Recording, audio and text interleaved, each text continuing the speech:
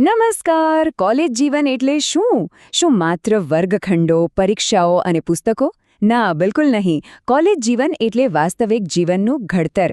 અને આ જ વાતને સાબિત કરવા તાજેતરમાં અમારી કોલેજમાં અમને લાલો નામની એક જબરદસ્ત શોર્ટ ફિલ્મ દેખાડવામાં આવી હતી.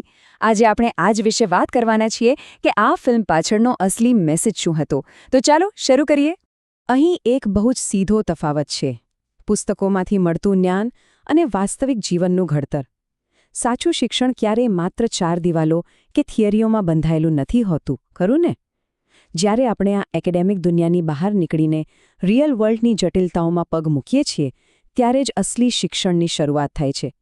પુસ્તકોના પાના કરતાં જિંદગીના પાઠ હંમેશા ઘણા મોટા હોય છે. હવે વાત કરીએ સમાજની નગ્ન વાસ્તવિકતા વિશે, જે આ ફિલ્મનો પહેલો અને સૌથી મહત્વનો મુદ્દો છે. જો કોઈપણ ફિલ્મ માત્ર મનોરંજન માટે કે થિયેટરમાં બેસીને પોપકોર્ન ખાવા માટે નથી બનતી. લાલો આપણને એક બહુ મોટો સવાલ પૂછે છે.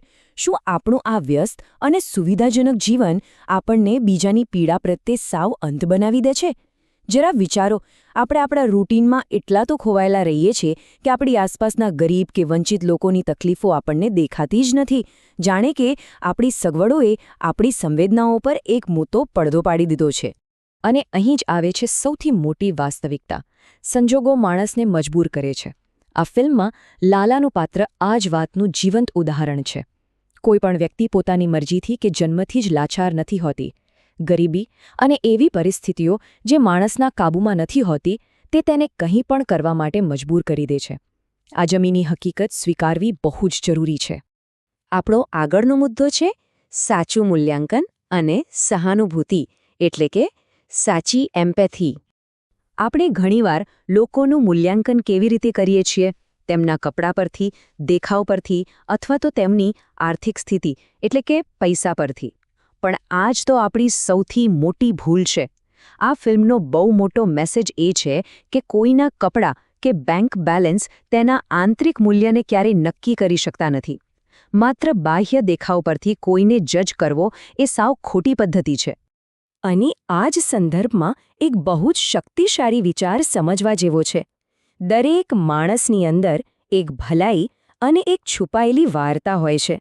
દરેક હસતા કે ઉદાસ ચહેરા પાછળ એક એવો સંઘર્ષ હોય છે જે કદાચ આપણે સીધી રીતે જોઈ શકતા નથી.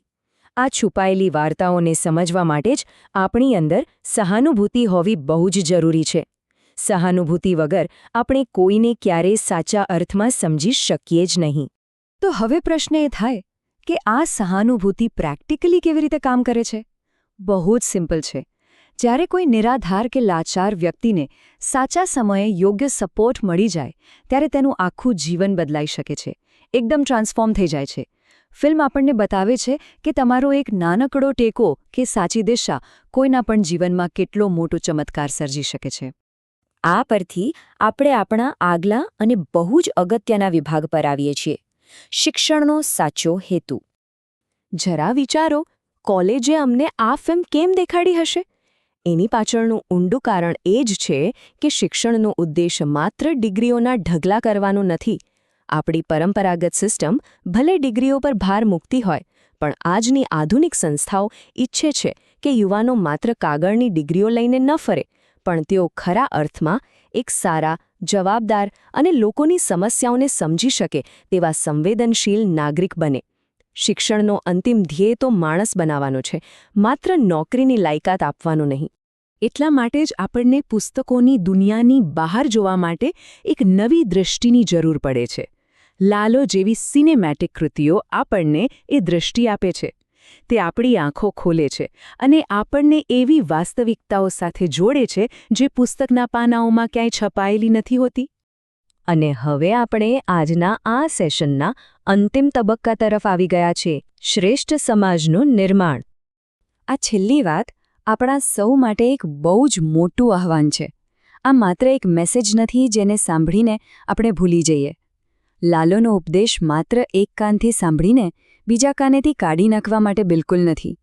આ એક એવી સમજ છે જેને આપણે આપણા રોજિંદા જીવનમાં અને આપણા વર્તનમાં ઊંડાણપૂર્વક ઉતારવી જ પડશે. આપણે જે શીખ્યા છીએ તેને પ્રેક્ટિકલી જીવવું પડશે. તો અંતમાં હું તમને એક વિચારવા જેવો પ્રશ્ન પૂછીને આ ચર્ચા પૂર્ણ કરીશ. જો આપણે સૌ, આખી માનવજાત આ ગહન સંદેશને સાચા અર્થમાં અપનાવી લઈએ, તો આપણે કેટલી ઝડપથી એક શ્રેષ્ઠ સમાજનું નિર્માણ કરી શકીએ? જરા કલ્પના કરો, જો આપણે એકબીજા પ્રત્યે થોડા વધુ સંવેદનશીલ અને માનવતાવાદી બનીએ, તો આપણે કેવું અદ્ભુત પરિવર્તન લાવી શકીએ. સામૂહિક સહાનુભૂતિમાં આખી દુનિયા બદલવાની તાકાત રહેલી છે. આજના આ વિશ્લેષણમાં મારી સાથે જોડાવા બદલ આપ સૌનો ખૂબ ખૂબ આભાર. હંમેશા શીખતા રહો અને હા, સંવેદનશીલ બનવાનું ન ભૂલતા. જલ્દી જ ફરી મળીશું.